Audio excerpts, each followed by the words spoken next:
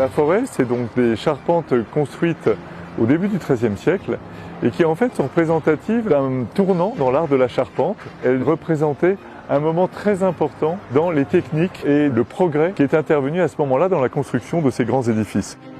On a eu un travail énorme de conception, parce que même si on les connaissait très bien, il fallait vérifier que les charpentes puissent être reconstruites à l'identique, qu'on ait les ressources, qu'on ait les matériaux, qu'on ait les savoir-faire, savoir quelle technique est-ce qu'on allait employer.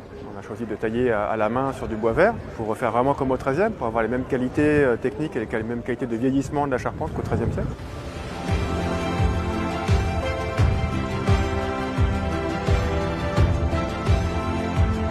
On a commencé à lever cet été là.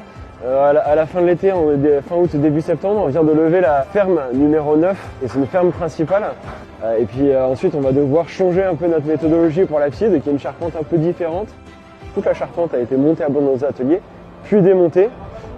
Et ensuite, on a fait des sortes de paquets qu'on a ramenés ici à Notre-Dame. Et au pied de la cathédrale, on a remonté ces fermes, là, ces grands triangles, on les a assemblés sur des plateformes. Et une fois que la ferme est assemblée, on la lève à la grue pour venir la poser à son emplacement définitif sur le sommet de la cathédrale. Une ferme comme ça, elle pèse entre 4,5 tonnes et 5 tonnes. Pour vous donner une idée, elle a été taillée il y a environ 6 mois. Et là, quand on la lève et qu'on la grute au sommet de Notre-Dame, au millimètre près, les assemblages viennent et correspondent. Ça veut dire qu'en atelier, les charpentiers ont fait un travail remarquable. Et sur le levage également, les grutiers qu'on a à Notre-Dame, on apprécie beaucoup de travailler avec eux parce que c'est un travail très fin, un travail de précision.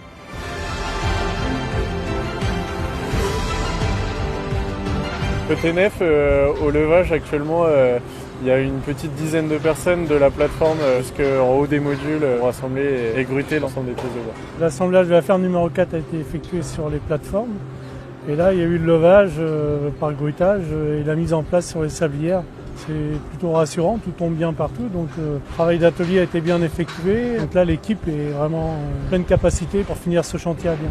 Toutes les équipes mènent un travail remarquable de logistique pour organiser le travail en hauteur, en sécurité. Les deux équipes de charpente avec qui on travaille, les équipes de Paris Charpente et Rialan, font un travail qui est remarquable. C'est eux qui ont conçu les passerelles, c'est eux qui organisent ici sur le chantier tous les grutages. Moi je suis admiratif de voir comment 3 entreprises ici sur la nef s'assemblent, travaillent dans de bonnes conditions pour faire du bon travail et ça fait chaud au cœur, c'est beau à voir en tout cas.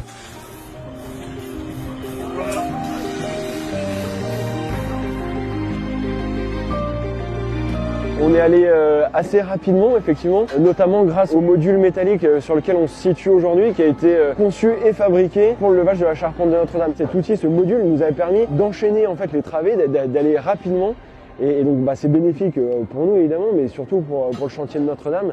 Aujourd'hui, on se réjouit de voir ces belles charpentes. C'est aussi une grande réjouissance pour nous de voir qu'elle est là et qu'elle va tenir son rôle de charpente de Notre-Dame de Paris. Ça paraît même incroyable, un chantier de cette envergure-là, tellement la conception a été bien pensée au départ. Et là, aujourd'hui, avec tout ce qui a été mis en place, ça amenait une sécurité au niveau des charpentiers, on a l'impression d'être seul sur le chantier.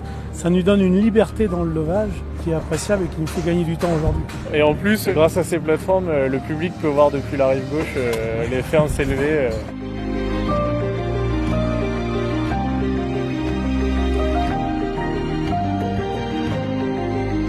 Je crois que ces charpentes, elles incarnent bien le souci de respect du monument et d'authenticité de ces restaurations. Ce chantier, c'est vraiment la réunion de la plupart des savoir-faire qu'on détient en France sur la restauration et l'entretien du patrimoine. Et c'est une vraie fierté française de détenir ces compétences. On a restitué une charpente médiévale dans ses dispositions absolument d'origine et ensuite on a surtout utilisé les techniques et donc le rendu du bois.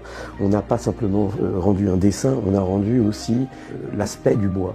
Et quand on se promène dans la charpente aujourd'hui, enfin moi qui l'ai connue, avant l'incendie, je suis heureux parce que je retrouve ce foisonnement de bois, mais surtout la patte humaine, la trace humaine de cette charpente. Dans le domaine du patrimoine, en tant qu'architecte-chef des monuments historiques, une entreprise comme Atelier Perrault, Atelier Démon, elles sont là pour transmettre des objets patrimoniaux, mais aussi transmettre les savoir-faire qui permettent de reconstruire ces éléments.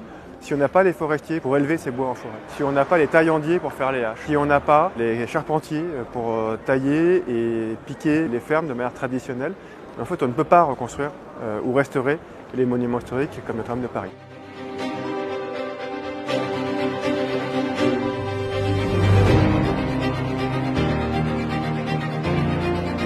Là, c'est l'aboutissement d'une vie en fait. Je travaille le bois depuis des années, mais savoir choisir un arbre, le transformer, puis le voir ici aujourd'hui, c'est une première quand on refait un monument en bois. D'habitude c'est toujours du béton ou du métal. Voir que c'est possible. Et il y a un an on coupait le premier arbre. Et là on est quasiment à la fin de la pause. Donc ça c'est extraordinaire. On prouve à un monde entier qu'on n'a pas perdu notre histoire et qu'on est capable de reproduire tous les monuments qu'on a dans notre patrimoine français.